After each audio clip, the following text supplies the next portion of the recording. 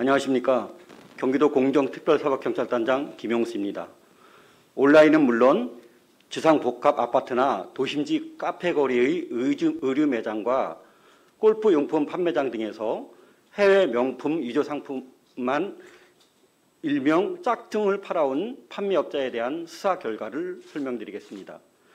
경기도 공정특별사법경찰단은 신종수법을 동원한 상표법 위반 행위와 그로 인해 영세 소상공인뿐만 아니라 사회초년생, 전업주부 등 사각지대까지 피해 계층이 확산되고 있으며 그 수법도 진흥화되고 있어 올해 5월부터 6월 10일까지 40일간 전담 수사반을 편성하여 집중수사를 실시했습니다. 수사 방식은 미스터리 쇼핑 수사기법 현장 수사와 시민 제보를 바탕으로 영업 소재지를 파악하여 탐문 수사를 실시했으며 명품 감별 전문 업체인 BPS와 공조하여 수사를 진행하였고 현행범의 경우 임의 제출과 압수수색 영장 집행 등 강제 수사를 병행해 실시했습니다. 저희 공정특사경은 해외에 판매장을 둔 것처럼 위장한 후 국내 온라인 매체를 이용하여 불법 유통한 상표법 위반업자 13명을 형사 입건하고 2,072점 14억 2천만 원 상당의 짝퉁 상품을 압수했습니다. 적발된 상품의 상품별로는 골프용품인 타이틀리스트가 1,610점으로 가장 많았고 PXG 119점, 샤넬, 프라다, 디올, 루이비통 등 해외 유명 브랜드의 상품이 343점이며 품종별로는 의류 1,963점, 가방 19점, 스카프, 벨트, 신발, 액세서리 등 자파 90점입니다. 대부분의 짝퉁 상품은 접합 및 인쇄 상태, 마무리 작업 등이 매우 불량하고 정품 대비 브랜드나 로고나 레벨의 위치와 디자인이 부분적으로 달랐습니다. 또 정품을 증명할 수 있는 태그가 없으며 부착 위치나 기재 내용도 정품과 달랐지만 자세히 들여다봐야만 알 수 있는 것들이었습니다. 특히 이번 수사에서는 저희 수사관이 직접 찾아낸 현장 탐문 단속이 특징입니다. 온라인 판매가 대부분이고 제보가 있어야 판매 현장을 찾아낼 것 같지만 우리 주변의 의류 매장에서도 어렵지 않게 짝퉁 상품을 찾아낼 수 있다는 사실이 이번 수사에서 확인되었습니다. 다음은 주요 위법 행위 사례를 구체적으로 설명드리겠습니다. 첫 번째, 해외에 판매점을 둔 것처럼 위장한 후에 짝퉁 상품을 불법으로 판매한 사례입니다.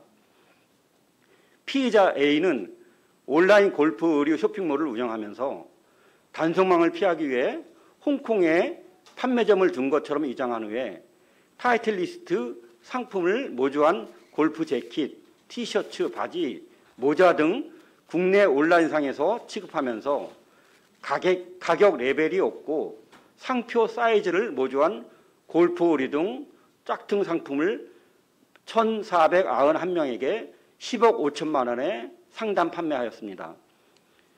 두 번째 사례로 골프 연습장 방문 고객을 상대로 골프 의류 등을 짝퉁 불법 판매한 사례입니다.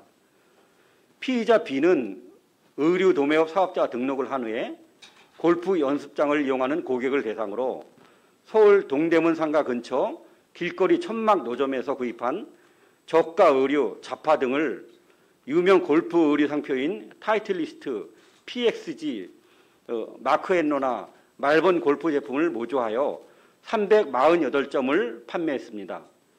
피의자는 정품가 56만 원 골프바지 모조 제품을 10만 원에 또 정품가 60만 원 상당의 벨트를 9만 원에 판매하는 등 시세보다 저렴하다고 속이면서 다량의 위조 상품을 판매했습니다. 다음 세 번째, 명품 위조 제품을 해외 직수입 로스 전문 매장 병행 수입품으로 위장하여 판매한 사례입니다.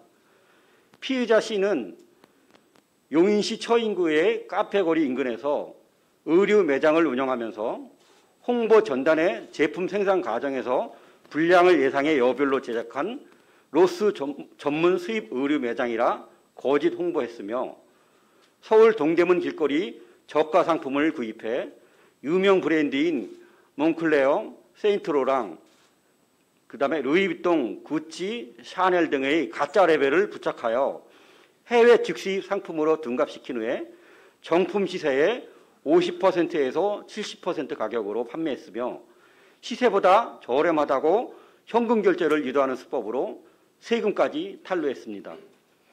마지막으로 네 번째, 입점 아파트 주민만 SNS 회원을 가입시킨 후에 신원이 확실해야만 물건을 인도한 사례입니다.